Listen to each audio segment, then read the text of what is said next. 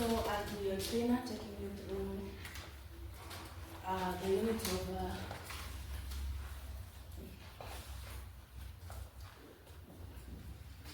conduct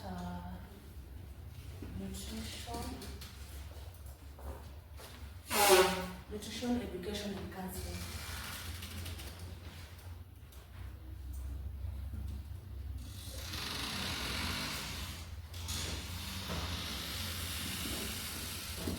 And before we begin, I want you to help me solve this, okay? So, who am I? I don't talk, but I tell you your health story. I don't guess, I use evidence. Without me, treatment is a shot in the dark. I might use a tape, a form, or a scale. I'm the first step before any nutrition plan. What am I? I repeat. I don't talk, but I tell you a health story. I don't guess, I use evidence. Without me, treatment is a shot in the back. Is a shot in the dark. I might use a tape, a form, or a scale. I'm the first step before any nutrition plan. What am I? Yes, Dominic? Nutrition care process. Nutrition care process. Okay, any other share? Nutrition assessment. Okay, let's clap for her. So I am nutrition assessment. Okay. As you've had, I use a tape. What could that be? Okay. And I use forms. That are the 24. Yeah. So, but before we dive into that, what will be expected of us today?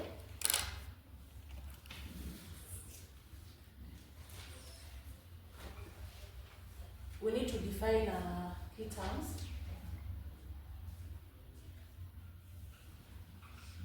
And the terms that we're measuring on are nutrition, counseling, and nutrition, education. And the second learning outcome we're going to be having is to describe, should be able to describe nutrition needs assessment. Okay.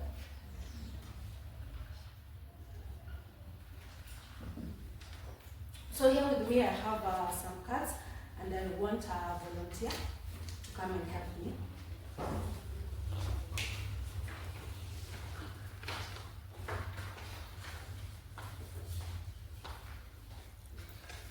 So you take a card, let's say this, and you look for the definition, and then you pin it there.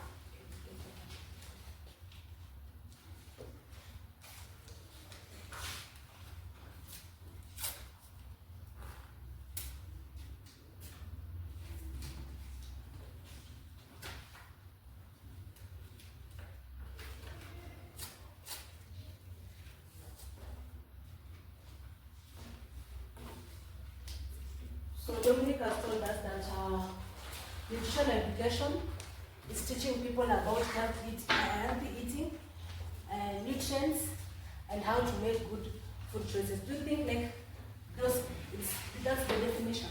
Yes. Okay, yeah. And nutrition counseling, personalized help from a professional to improve your diet and eating habits or a healthy lifestyle. Yeah, sure, they are correct. Clap for them. Yeah, so those are the definition. Nutrition education, this is the way you're teaching people about healthy eating. They make good healthy choices. Okay. So we finished this learning outcome. We've defined those two. Now we are going to the second learning outcome, which is describe nutritional needs assessment. Okay. And before we jump into that, who can tell me about the Why do you think we do this assessment? The importance of doing the nutritional assessment. Manuel, I want you to come over to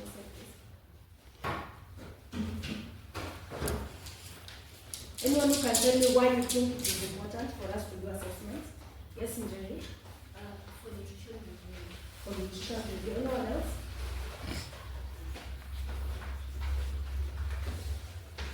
Yes? For personalized care. For personalized care. Name? To be able to understand the nutritional diagnosis. To be able to know nutritional diagnosis, that's correct.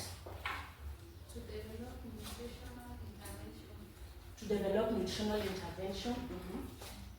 To monitor progress. To monitor progress. Anyone else? I don't want to leave anyone out. To identify the cause of the nutritional problem. To identify the cause Of the nutritional problem. So, it is important because it equips learners with the skills to assess, to guide, and support healthy dietary choices. Okay. So the reason why we are doing an assessment is because when you are presented with this, let's say for example, we are learning on conducting nutritional education and counseling. There are some questions when they are presented to us. The intervention that they actually need is just counseling. They just need a boost, a small push.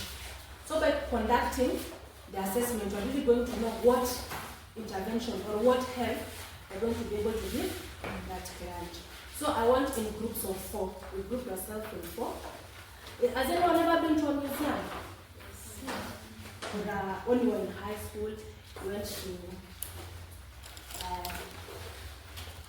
I'm so sure kuna mmoja mwenye anaenda national level. Na kumkuta. Make an attempt. It's only 50 shillings. Okay. It's only 50 shillings. At least you come to talk about, you go back home, you go back to your villages, at least go to the National Museum. They are within the city, the city. It's somewhere that is far, and go to the National Archive. And also, has anyone ever gone for a gallery workshop? You have friends that are artists or photographers. So when you go for those events, we have been lucky, I've gone for one. Unatembeanga, you find you put some pictures. It has a photo with it. It was taken in Ethiopia. It has a small explanation of what really inspired me, the photographer, to take it. So I want you to do in groups of 4. Come. So this is my gallery that I've prepared for you. You come in from each station. You will sample in groups of 4 collections.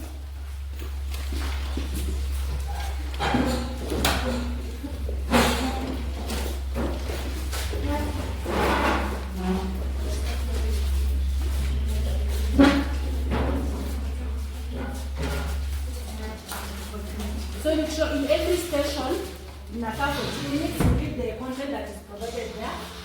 And then after that, you move to the next station. So by the time you sit down, you make sure you've seen everything that I've prepared, because there are different things.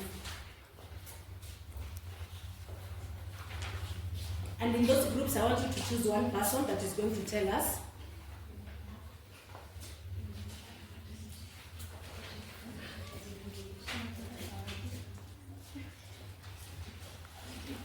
Okay, rotate to the next one. Class, move to the next.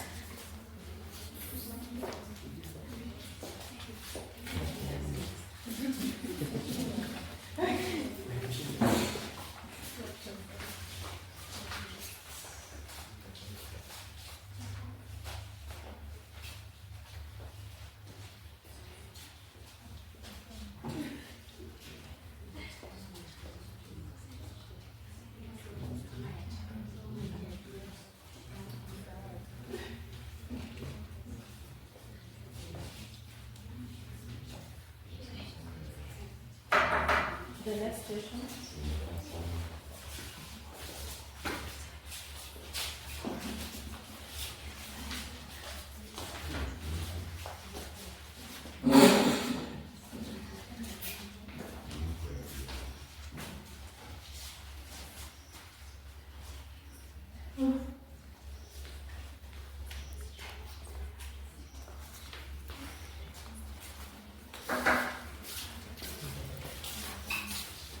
If you've visited all the stations, you can see.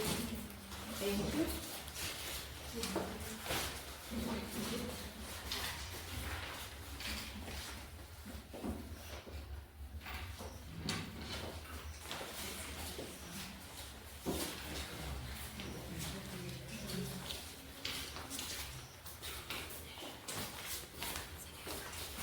So I want a member from each group, the one that you are present, to come and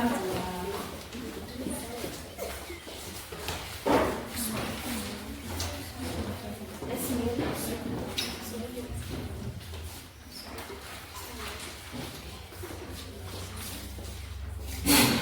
Okay, so let's listen to Maria. She presents on the questionnaire, and then the other members of the other group will get ready.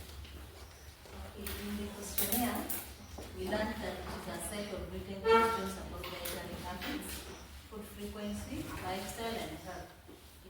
It measures comprehensive dietary intake, eating patterns, possible nutrition and related behavior, and its limitations are there. It's self-reported, and so it has bias, and then it may be lengthy, and also if a patient is not literate, Let's clap for her. So a good example of this questionnaire, we have these food frequency questionnaires, and they help us in understanding if these people are food secure, okay? Because in the, for example, food frequency questionnaire, we ask them how many times do you eat, or how many times do you get this amount of food. By doing that, you'll be able to understand if these people they are food secure. The second group, let's hurry. It's a structured list of questions for symptoms used to quickly screen for nutritional risk or problems. What it measures is the presence of these factors, symptoms, or behaviors linked to the malnutrition or poor dietary habits. Okay, so this checklist mostly it is just something that you check on your taking, and one of the limitations means misleading information as it relies on the accuracy of the respondent. Sometimes the people that are responding, they might be feeling shy, they don't want to tell you that they have not eaten. So you ask them, Mom, have you eaten? They're like, yes, and they have not eaten. How many times do you eat a food? So they might be feeling embarrassed, they don't tell you that they rarely do it or they don't even eat it. Okay, the next group, person was presenting this.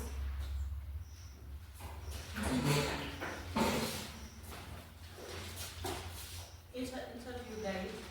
This is a structure or semi-structured set of verbal questions for in-depth assessments.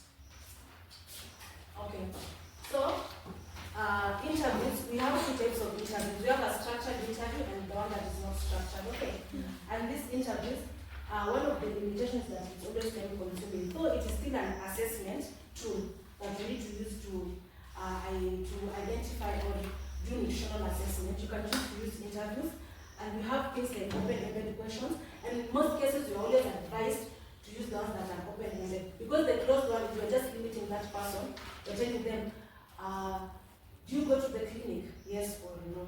But when you use things that are open-ended, or what do you think could be a problem, or what is happening, you might share it. So when you use closed, you're limiting the response that you're supposed to get, and again, you're not going to get enough information. The person presenting information tools. Anthropometric tools is a physical tools to measure body weight, height, and arm circumference. What does it measure? It measures growth, nutritional status, body mass, index, stunting, and resting weight. Limitation requires proper equipment, and techniques may not indicate nutrient deficiency. Okay, thank you. So for the anthropometric tools, and these are the ones that we're going to be using them, Sana as nutritionists, we have things like this length board that we have in this photo. We have the height board, we have the weighing scale, and we have the mark text. And one thing I want you to know, learners, is that numbers never lie.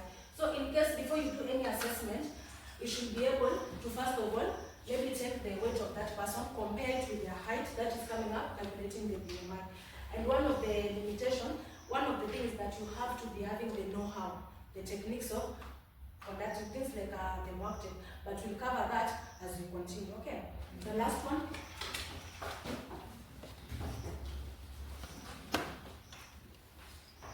have the 24-hour recall. It is a method where the individuals records all the foods and drink consumed in previous 24 hours. What does it measure? It measures dietary intake, types and amounts of food, beverages consumed. Limitation may not reflect usual intake, memory errors, and under or over reporting. Okay, thank you. So for the 24-hour recall, it is a method where the individual records whatever they are using. Another cousin or what goes hand in hand in our pattern of this, we have things like the food diaries. Okay. So you find that sometimes you can tell your patient to record. And one limitation is that it entirely relies on the patient's memory. And sometimes you have a difficulty when you tell the patient to measure 250 ml of something, they are not really along with the big one. So again, that becomes a limitation or a problem. Okay? Yes. Thank you. Is there anyone who has a question? Ama the law that needs clarity on something? So these are some of the assessment tools that you're going to be using when you're conducting a nutritional assessment. So it has been understood. Yes. Thank you. So, kama mmeelewa, this will help you. Kama mmeelewa. That's one.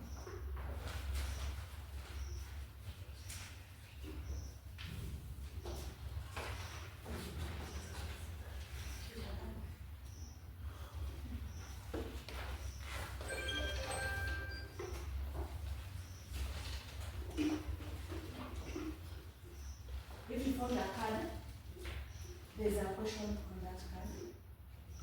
You can stand up, read it, and give me an answer. What is the main goal of nutrition education? To help people learn about healthy eating habits. Okay, clap for her. Which one is an example of a documentary tool and what is it measure? A weight scale, measure body weight. Okay. What is nutrition assessment?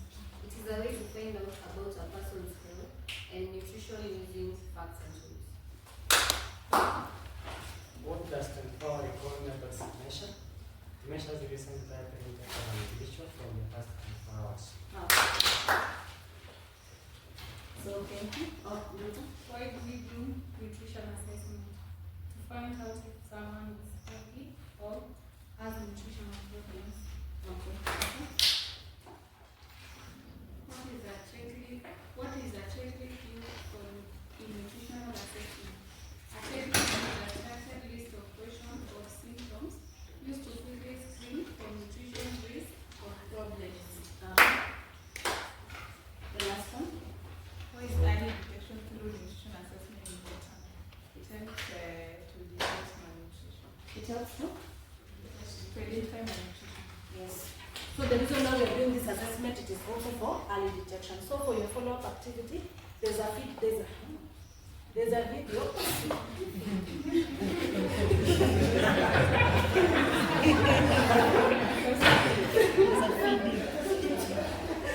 After you watch that video, write for me what are the 3 things